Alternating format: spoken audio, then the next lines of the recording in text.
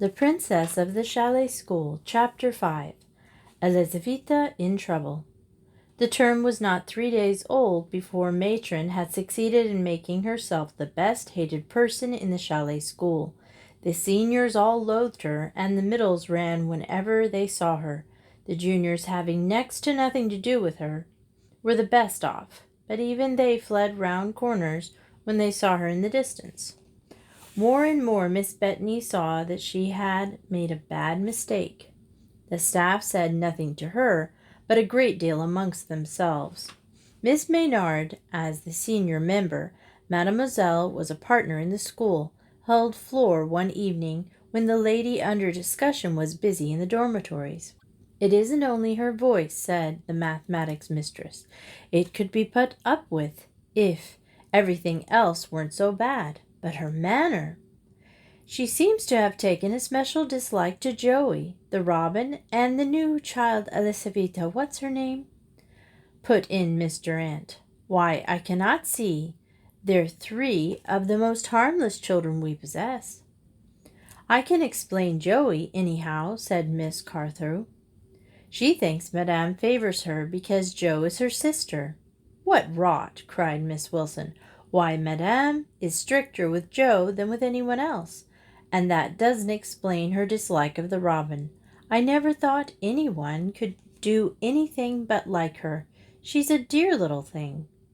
"Of course, it's easy to see why she detests Elizaveta," observed Miss Durant. "It's that little princess air of hers that riles the good lady so much." "Yes, what do you make of Elizaveta?" inquired Miss Maynard. "How do you mean?" asked Miss Durant. "Well, she's not our type of child, is she?" "No, now you mention it, she isn't.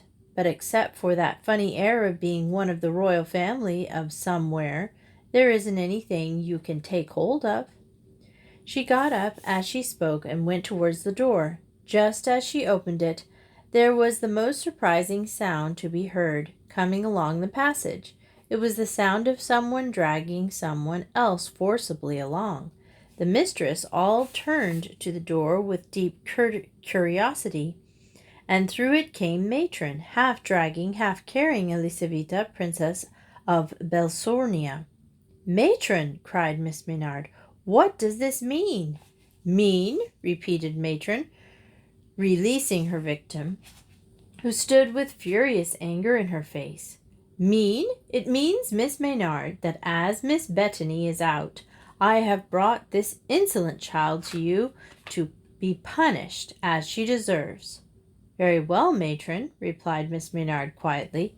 "You may leave her, and I will attend to the matter at once." "Not before I've told you the story," retorted the matron. "Certainly, I will hear your side of the matter. What has Elizaveta been doing?" "She flew at me because I reproved Josephine Bethany for her untidiness, and also of her impudence to me. And she actually told me that I was no lady to speak as I did," declared the matron, who, truth to tell, rather bore out the validity of Elizaveta's accusation by her present manner. "I see. Is this true, Elizaveta?" "Quite true, madame," replied Elizaveta, standing with her head proudly and her eyes flashing. "Then you must apologize to the matron for your rudeness," said Miss Maynard. "I regret," Elizaveta was all princess now, "that I cannot do so. You see," Matron waved to Miss Maynard, "she is thoroughly impudent and insubordinate." "Go to your room, Elizaveta." Miss Maynard waited, and Elizaveta meekly turned and went off to her room. "I will see her in private, matron. In the meantime, I must go and attend to something. She will be better for being left alone for the present." "Yes, if she is locked in." "There will be no thought of locking in Elizaveta or any other girl," said Miss Maynard. "Madame would not allow it. And while I remember, matron, would you please call the head mistress Madame, as we all do? It is her own wish." Matron flounced out of the room, muttering something about such rubbish. "What a woman!" exclaimed Miss Wilson. "What are you going to do with the child?" "Try to make her see reason, I suppose," replied Miss Maynard. "I want her version of the story, though." "Better get Joey's as well," suggested Miss Carthew. "There must have been a scene of sorts. She always looks as though she was scared of her own shadow." "I might," agreed Miss Maynard. "Yes, I think I'll do that first." She went out of the room and up to the yellow dormitory, where she was pretty sure of finding Joey, since Matron had been finding fault with her for untidiness. As she reached the door, she heard the harsh voice saying, "Put that drawer right at once, and you can take an order mark for leaving it in such a disgraceful condition.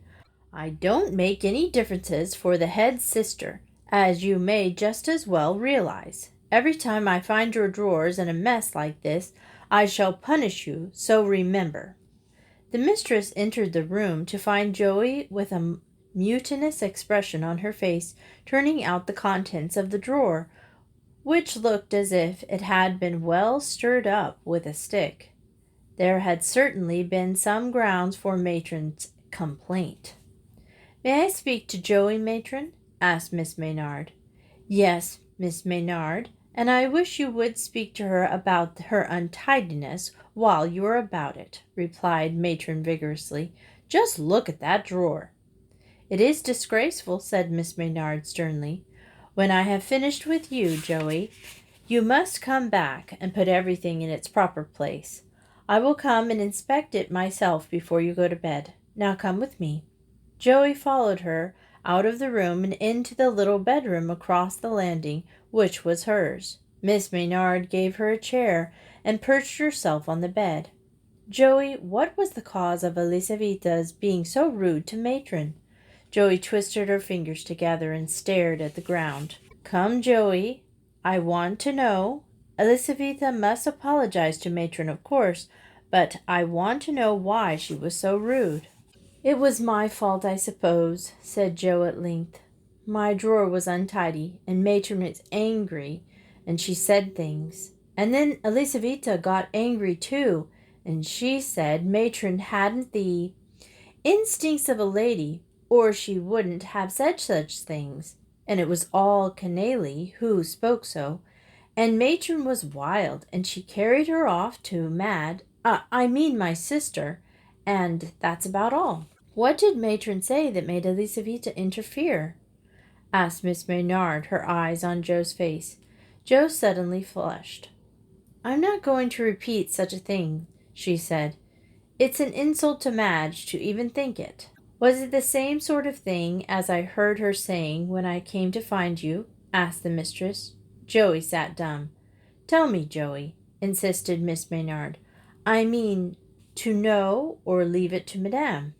That told at once. Joey had no idea of letting her sister be dragged into the affair. She lifted her head, and Miss Maynard almost gasped at the fury in her eyes as she said, "She said that my sister favored me because I was her sister, and that Robin and Juliet because they were her wards, and she wasn't going to, and we should all see that, and—" "That will do," said Miss Maynard very quietly, though inwardly she was rather horrified by the storm that had been raised.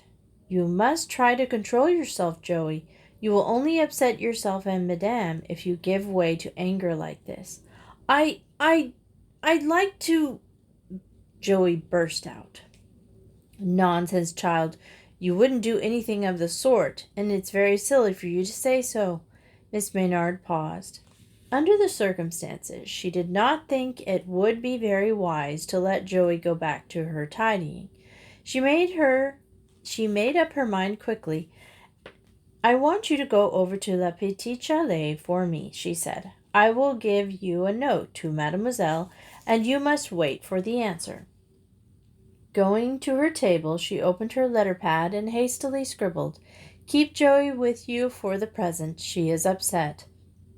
Holding this up, she gave it to Joe, and saw her trotting off to the other house, already a little calmer. Then she turned away and went downstairs to the blue dormitory on the next landing. There was no defiance to meet here. Elizaveta was laying on her bed, crying heartbrokenly.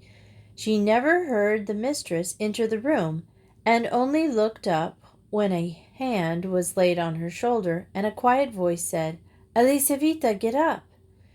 She tumbled to the floor and stood there, a piteous little object, for she had scrubbed her eyes in a way that would have made Alette shriek with horror. You have been a very silly child, said Miss Maynard gently. Whatever Matron said to Joey, you had no business to interfere. I know you only did it through friendship, but there is the sort of thing that friends must not do. Now you have been rude to Matron, who is many years older than yourself, and in authority over you as well. I'm sorry, Elizaveta, but you must come with me and apologize to her. Then, seeing that Elizaveta was about to refuse, she added, You must. You were in the wrong in that way, and it is what a lady would do. Elizaveta gave a final scrub to her eyes with a very damp pocket handkerchief, and then said with a hiccup, I'll come. Wash your face first, said Miss Maynard kindly. Elizaveta did as she was told, splashed vigorously with cold water till the tear stains were finally well washed away, and then she went with Miss Maynard to Matron's room, where she said, as if she were repeating a lesson, I am sorry I was rude to you, Matron, and I beg your pardon. She had barely got the words out before Miss Maynard bundled her through the door, and Matron was left with words of admonition on her lips. I couldn't help it, she said afterwards to her colleagues in the staff room. I remembered what happened when Joey had to apologize to her, and I felt I couldn't stand it. To Miss Bettany, to whom she gave a strictly unofficial account of the affair, she said, Do relieve our curiosity. Who is that child? Miss Bettany looked a little shamefacedly. I suppose it was idiotic of me not to tell you all in the beginning. She's the only child of the Crown Prince of Belsornia.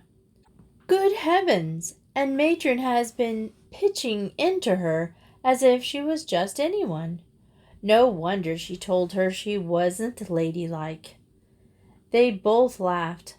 Tell the others, said Miss Bettany, as the mistress got up to go. But don't let the girls know. Chapter 6. The SSM is formed. Miss Bettany had Matron into the study and informed her that no girl was ever forcibly dragged to any mistress, nor was any girl to be accused by any member of the staff of taking advantage of the head. Matron listened to her with a sniff. Very well, Miss Bettany, she said, when Madge had finished. Another thing, Matron, replied the head. I notice you do not call me madam, as the rest of the staff do. I shall be glad if you will follow their example. Matron bowed her head, but she said nothing, and got herself out of the room as quickly as she could. Oh dear, sighed Madge when she had gone. What a term we are in for. The girls were quick to seize on Miss Webb's peculiarity. She was unlike anyone they had ever had to do with in the school, and they proceeded to give her a bad time of it. The ringleader was Margie Stevens, who combined musical ability and original sin in a remarkable manner. Her followers were Evadine and an American child, Paula, Ivanka, Sophie, and Suzanne. This sextet managed amongst themselves to give Matron a time of it. Margia possessed a good deal of originality, thought out the most unheard-of things, and others helped her to carry them out. A week after Elizaveta's scrape with Matron, Margia approached her during the 20 minutes break in the middle of the morning. I say, she said, would you come in the pine woods after meals? Why? Demanded Elizaveta, whose mind had leapt back to her beloved stories, and who therefore suspected something. What do you want with me? You'll see when you get there, replied Margia mysteriously. I may say, she added, this is something to do with our unnatural tyrant. Matron? Thou hast said rightly, O damsel. All right, I'll come, agreed the damsel, and Margia went off, satisfied that she had secured another member of her band. When finally Mittigensen was over, and they were dismissed for the hour's free time, which they always had in the summer at this hour, most of the middles decamped with the utmost speed. Margia and her satellites made for the pine woods, where they were allowed to go during the afternoon and the early evening. Elisaveta waited till most people had disappeared, and then she went slowly down the playing field to the pine woods which covered the mountains behind the house, keeping in the shade of the hedge of thorn bushes which Herr Brahm had set there in order to keep off inquisitive people. She found the little thicket gate at the bottom of the field open, and the distance she could hear voices of the others coming from among the trees. She followed the sound and presently came upon Evandine, who was standing at attention, a long willow wand in her hand. Halt, said the sentinel. Whither wouldst you go? Margia told me to come here, replied the maiden with an involuntary giggle. Vandine usually spoke the most picturesque American slang, and despite nearly 2 years at the Chalet School, where slang was taboo, was always coming out with an unheard-of expression, so that the prim mode of the address was very funny with her. Evandine frowned at the giggle, but she held out her wand and said, Hold, and I will lead thee to the princess. Elisaveta took hold of the wand and was towed through the trees towards the little corner especially affected by the middles. Elisaveta presently found herself ushered into the presence. Margia was seated on a heap of twigs, over which was thrown the remnants of an old cubical curtain. It was only possible to know that she was Margia by her pink cotton frock and the thick curly mop of hair.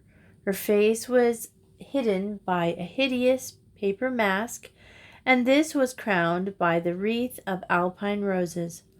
Elisaveta stopped short and stared at this hideous vision as well as she might. Margia suppressed an evident tendency to giggle, and said in a deep voice, Hail, maiden, who art thou? Elisaveta recognized an event from her beloved school stories, and thrilled with joy as she replied, I am Elisaveta of Belsornia. There was a gasp. Who did you say? Demanded Margia in her natural tone. I mean Elisaveta Ornsornia, stammered Elisaveta, realizing that in her excitement she had let the cat out of the bag. That wasn't what you said at first, declared Margia. Explain your meaning, my love, or you don't join us, I can tell you. The SSM doesn't have any secrets. I mean, its members don't. If you want to be one of us, I think you ought, very jolly well, got to tell us why you gave your name in such a funny way at first. Elisaveta thought rapidly. I'll tell you, if you'll swear not to tell the others, she said finally. Righto, consider it done, returned Margia amiably. Well then, my father is the Crown Prince of Belsornia. There was a little silence broken by Evandine, who gave vent to a long whistle. I say, you aren't, sticking us? She queried. I tell the truth, returned Elisaveta, lifting her head proudly. Oh, all right. I didn't mean to get your goat, only it seems such a rum thing to happen in a school. I thought all the princesses had governesses and things. I had, replied the princess ruefully. There were 3 of them, and I hated them really. But after I was ill, the doctor said I was to come to school, so I came." "Well, it's a jolly good thing for you that you came here," declared Margia. "This is the decentest school in the world, and you ought to have a rip, splendid time here, if you're decent yourself." "Aren't you going to get on with the meeting?" suggested Ionka, the Hungarian child. "The bell will be going for afternoon work if we do not make haste." There was wisdom in her words, and the little assembly pulled itself together, and Margia, having resumed her former dignity, inquired, "Why comest thou?" "Because you told me to do so," replied Elisaveta promptly. "'Tis well. Wilt thou be one of us? We are sworn to be the bitter enemies of Matron, and to hurry her till she leaves the place. We are the Society for the Suppression of Matron. Wilt thou become one of us?" Elisaveta flushed. "Yes, I will," she said firmly. "Then take the oath. The lady of the revels will administer it." The lady of the revels, Suzanne, stepped forward. "Hold up both thy hands and repeat this after me," she said impressively. Elisaveta held both arms to the pine branches above her and duly repeated after her. "I, Elisaveta Margarita of Balsornia, do swear by these trees, the mountains, and the Tarnsee, that I will do everything in my power to make our present matron's life a burden to her, and to make her leave us." This interesting ceremony had just been completed when Joey Bettany appeared on the scene, looking furious.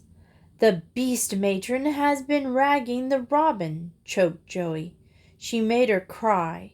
And then when the robin told her that she had nothing to do with her drawers, matron marched off to the study with her to see my sister, and she had to scold the baby for being rude to matron and send her to bed as a punishment. Robin said she would say she was sorry to please madam, but she didn't mean it. So now the poor babe's been shoved off to bed, and it's all matron's fault. The robin never cheeked anyone in her life before, and I'm jolly sure she wouldn't have done it now if matron hadn't been such a pig." What else Joey might have had to say on the subject they did not hear, for at that moment the headmistress appeared among them. "Joe, were you using slang?" she asked briefly. "Yes," replied Joe. "Forbidden slang? Yes." "I'm sorry. You know the rule as well as I do, I think. Well, I shall have to punish you, and you know that I dislike punishing anyone. Go to your dormitory, take your Milton with you, and learn by heart this sonnet to Cyriac Skinner." "Please, madam, I was talking slang too," said Margia. "Then I am ashamed of you both. You are two girls who have been longest in the school, and I should have thought you would have remembered my wishes on the subject. You may take the same punishment as Josephine. Repeat the poem to me after café. Now you may go." "It was me too," said Avendine. "The same thing applies to you. Have any of you other girls been breaking the rules as well?" They hastily searched their memories, but Margia spoke up for them. "No, madam." "Just as well," said Miss Bettany in chilling tones. "Go now, you three." They went dejectedly, and the headmistress followed them. She was halfway across the field when she heard the sound of hurrying steps behind her. She turned round. Elisaveta was running after her with a flushed face. "If you please, madame, may I speak with you?" she panted. "Yes, of course," replied the young head, wondering if Elisaveta were going to confess to having spoken slang also, though Margia had seemed positive that no one but the three had done so. "It is that I have told the girls that I am a princess," said Elisaveta. "I didn't mean to, but it slipped out." Miss Bettany looked at her thoughtfully. "What did you say?" she asked. "That it was lucky for me that I had been allowed to come to the Chalet School," replied the princess promptly. "They promised they wouldn't tell the others," she added. "Don't broadcast it, Elizaveta. As it turns out, it doesn't matter so much. It was mainly on your own account that your father and I thought it better that the girls should not know. I was afraid it might make them a little stiff with you. If they only think, however, that you have been lucky to escape from governesses to school, it won't make any difference." "No," agreed Elizaveta. "Are you having a good time?" asked the headmistress. "Splendid," was the reply. Elizaveta did think she was having a good time when she was invited to become a member of a secret society. It was just like the stories. Miss Bethany nodded as she looked at her new pupil. There could be no doubt that she was settling down quite happily, despite Matron, and she already looked a very different child from the one she had brought to the Brassau by Mademoiselle de Sévigné 10 days ago. There was nothing suppressed or tired about this schoolgirl, with her thick curls tied back with an untidy bow, and her short blue cotton frock all crumpled and stained with ink. "You are not very tidy," she said. "I think you had better go and change your frock before we begin the afternoon work. Give that one to Marie, and she will try to make the ink stains out for you. And don't use your frocks as pen wipers."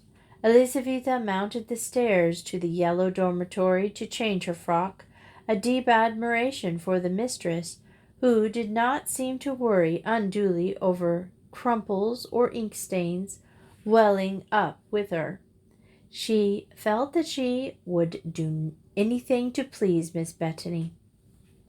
In the dormitory, she found Margia struggling with John Milton's tribute. Rebellion in her heart, not against the head. Oh dear, no. The person Margia blamed for the incarceration was Matron. She went to her task, herd after cafe, in no penitent mood, and Miss Bethany guessed as much. "I'm afraid you aren't really sorry, Margia," she said. "I'm sorry if you are angry with me," said Margia frankly, "but not for anything else." "I'm not angry," replied the headmistress. "I am rather disappointed to find you are so lacking in self-control. But that's all. Run away now and send Joe to me." Margia dropped her regulation curtsy and fled. The headmistress hurt her a good deal more than a scolding would have done.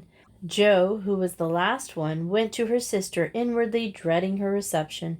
She knew perfectly well that any breach of the rules was more serious in her than in any other girl, and contrary to Miss Webb's opinion, it was the rarest thing in the world for her to take any advantage of her relationship with the head. She found her sister standing looking out of the window. "I know the sonnet, madame," she said nervously. She dared not use the Christian name till she knew how her sister was feeling. Miss Bethany put the preferred book gently aside. "I won't bother to hear it," she said.